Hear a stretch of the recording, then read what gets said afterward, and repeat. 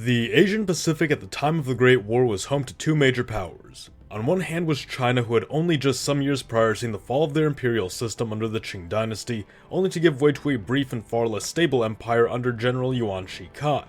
China was divided and chaotic, and though there had been minor overtures by both the Triple Entente and Central Powers for the divided country to participate in the conflict in some way, China was in no state to involve itself in the war in any significant capacity.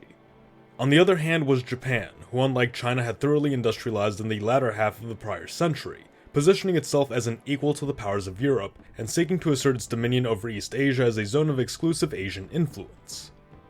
Early on, the Japanese had allied with the British Empire, a fellow naval giant of the day, who felt that aligning with Japan would allow it to focus its naval might in the Atlantic, where the German and American fleets were rising to challenge British dominance of the sea. Japan by this point had surpassed all other Pacific navies with the exception of the United States, who Japan continued to view as a rival, not merely because of its naval presence, but also because its budding relationship with Britain threatened to displace Japan's geopolitical position as Britain's favored Pacific power.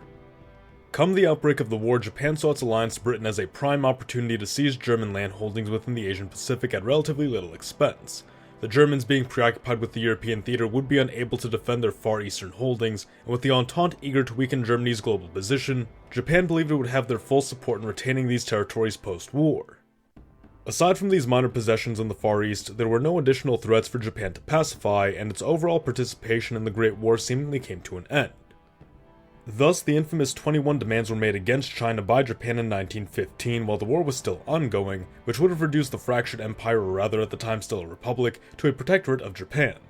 The backlash that came with the revelation of these demands to the European powers would diminish Japan's standing among them, and contribute to Japan losing its wartime winnings. Post-war and the subsequent Allied intervention within Russia, Japan would further attempt to extract geopolitical gains by pursuing the establishment of a buffer state out of southern Siberia, but this was firmly opposed by the Western powers, the US in particular, and ultimately failed to manifest. In the end, Japan was made to return Chinese territory to China, abandon its occupied territory in Siberia, and surrender the formerly Russian half of Sakhalin Island back to the USSR, only managing to hold on to the Mariana, Marshall, Palau, and Caroline Island chains. The Japanese economy did experience a small boom during the war, but this quickly evaporated post-war, even as early as 1918 seeing riots over inflation. It would seem Japan really didn't get very much out of the conflict, and in great part it was its former allies who stood most in its way. But what if that changed? What if in an alternate timeline, Japan joined the Central Powers? Hello audience, Mr. Z here with another alternate history scenario. If you're new to the channel, welcome and stay tuned. First, I want to take a moment to shout out a pair of projects that one of our audience members, Madison Hassan, has been working on. He's put together a collection of translated stories for men who served in German airships during the Great War, and the first ever translation of Zeppelin Commander Baron von Butler-Brandenfels' first-hand account of his operations during the war. It's a text that was published while World War I was still ongoing, and for the first time ever is now available to read in English. Follow the links below to check out either of these books on Amazon, leave Madison a review if you enjoyed it, and learn a little bit more about World War I from a source that up until recently has been locked behind a language barrier. Now, back to the video. By 1915, Japan had successfully secured the Pacific for the Entente and was largely standing by the sidelines, watching the ongoing European theater. At this point in time, it seemed as though the Germans were following a string of victories, and many within Japan began re-evaluating their alliance with Britain, who only later that year and alongside the United States would shut down Japanese efforts at furthering their influence within China. In light of these factors, considerations were made for a separate peace between Germany and Japan, which would have brought Japan onto the side of the Central Powers in exchange for Germany surrendering its claims to territories in the Asian Pacific and granting the Japanese free reign within that sphere, supporting Japanese development and territorial acquisitions in northern China through both political and financial means post-war, and supporting their claim to Russian lands as far west as Lake Baikal. Japan was ultimately looking out for itself in the Great War, not the Central Powers nor the Entente. Neither future nor world order proposed by them concerned the Japanese, only how much authority they could extract in the Pacific. Thus, Japan, seeing opportunity in Germany's offer, decided that it would play both sides in an effort to extract a greater concession. Japan informed its allies of the potential separate peace, only to find out that Germany had apparently been making similar overtures to Russia at the expense of Japan. The Japanese, feeling slighted by this revelation, continued to play both sides, but from that point onward had little intention of throwing their lot behind the Germans, even turning the tables in 1917 and offering a separate peace to Austria-Hungary as a test of their loyalty to Germany. In the end, despite efforts at a separate peace continuing until 1917, nothing had ever come of it. But this time, things are different. Germany, determined to turn Japan against the Entente, concentrates on them at the expense of any negotiated peace with Russia. With Germany's presence in Asia neutralized, Japan is left with the realization that its so-called allies of Russia, France, and Britain, along with its rival of the United States across the sea, were now the sole foreign powers infringing upon its domain. Just as in our world, Japan would entertain the proposal, but in this timeline never reveals the details to the Entente or intends to play both sides. The pressure placed upon Japan by Britain and the United States later that year in response to its 21 demands upon China would drive the Japanese to the point of feeling that their alliance with Britain had outlived its usefulness, and fearing that once Germany was defeated, Anglo-Russian intention would turn to neutralizing Japan, especially with the British seemingly coming to favor the US as the preferred ally in the Pacific. In early 1916, Japan would formally withdraw from the war on the side of the Entente and shortly then after, re-enter on the side of the Central Powers. The past year had seen a near-continuous trend of victories for the Central Powers. The Eastern Front was pushed far back, and Serbia was effectively knocked out of the fight by Bulgaria's entry only months earlier. Italy, however, had now joined on the side of the Entente, who would begin stepping up their activities in the East Mediterranean. The German Navy had been bottled up by Britain's North Sea blockade, which cut Germany off from resources outside its contiguous allies, and prevented the Germans from effectively challenging Britain at sea, resorting to the use of U-boats to harass British vessels and impede their ability to bring in outside resources. Immediately, Japan would target colonies and concessions along the Chinese coast like Hong Kong and Tianjin, before launching an invasion of the Russian Far East. If the Japanese felt bold and attacked additional areas along the coast of China, this would likely trigger the Chinese government's entry into the war on the side of the Entente in a desperate attempt to preserve its territorial integrity. Regardless of the Chinese, Japanese aggression against its colonial holdings would trigger a naval response from Britain, who would now need to redirect a portion of its navy away from the west and toward the east. Meanwhile, Russia would be left facing a two-front war which was rapidly eroding their territorial integrity. One factor that really puts into perspective the dire situation Russia would find itself in is that Japan had been a crucial foreign manufacturer for the Tsardom during the war, especially in late 1915 as the Eastern Front began to collapse. With Russia's defeat virtually assured, Japan and Germany would be able to pressure the Russians into an earlier separate peace than the Brest-Litovsk Agreement of our timeline. The tremendous losses in the East and humiliation of this defeat would cost the Tsar legitimacy in the eyes of the Russian public and eventually leave him as a figurehead while a new Duma-led government took control. This early surrender spares Russia significant losses of manpower and economic struggles, but costs the Tsardom a great deal of territory, and so public outrage still runs hot.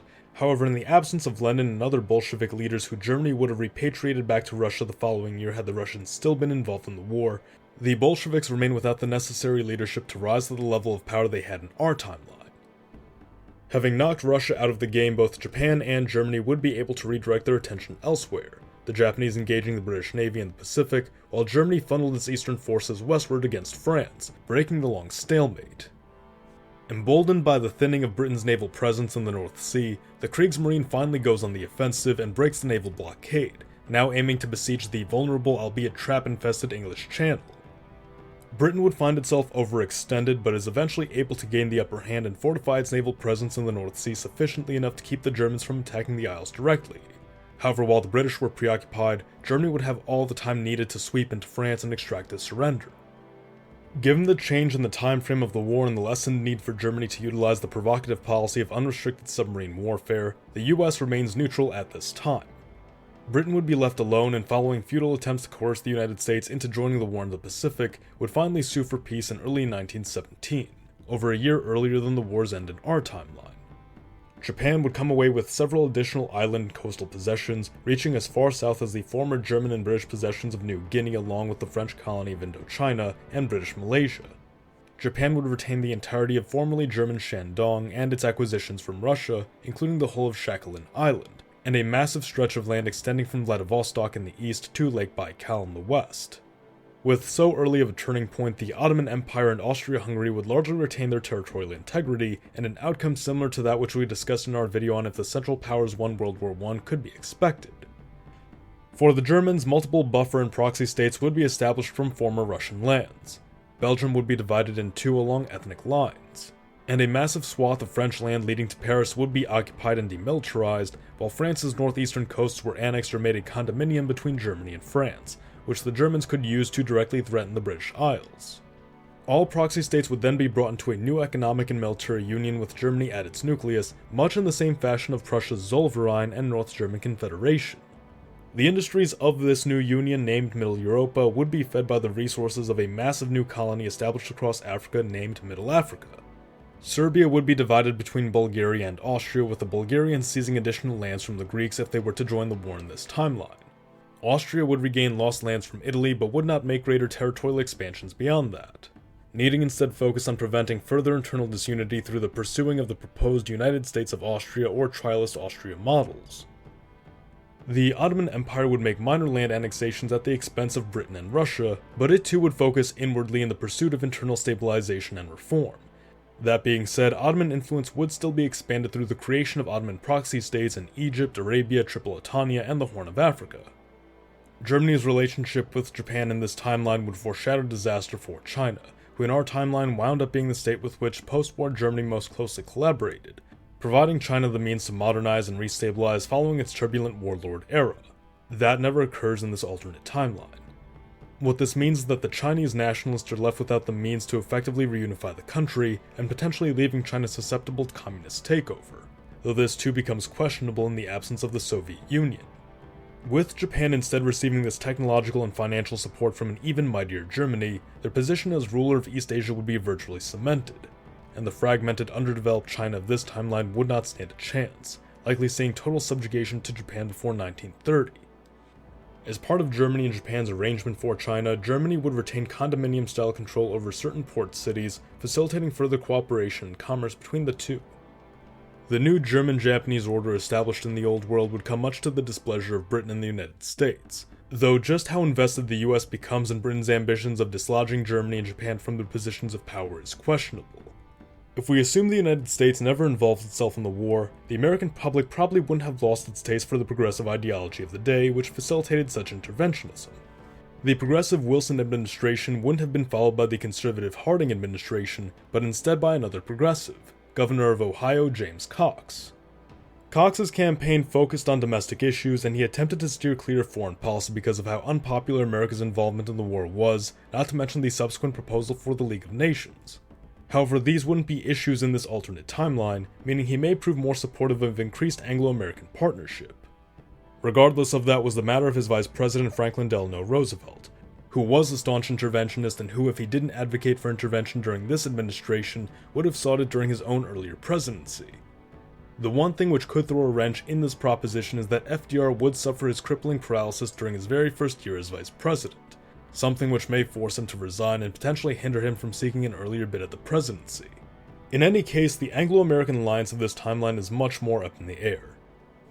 Without the great instability created in Europe by the heavy war debts placed upon Germany, and without the United States tying its economy into the cycle of repayments between Germany, France, and Britain, the Great Depression, if it were to occur without the post-war boom heightened by the policies of Harding and Coolidge, would be far less severe and contained to the United States and to a lesser degree its closest trade partners. The inclusion of the seemingly innocuous factor of Japan into the arsenal of the Central Powers proves to be one of the most consequential changes in the course of the Great War. And while the war in our timeline was close and could have easily been shifted one way or the other, the ease with which Japan could have changed sides makes this an extremely close call for the Triple Entente of our world. But what do you think? Are there any other ways Japan changing sides could have altered the course of the Great War? Let us know in the comments below. The US of Z thanks you for watching. Mr. Z, out.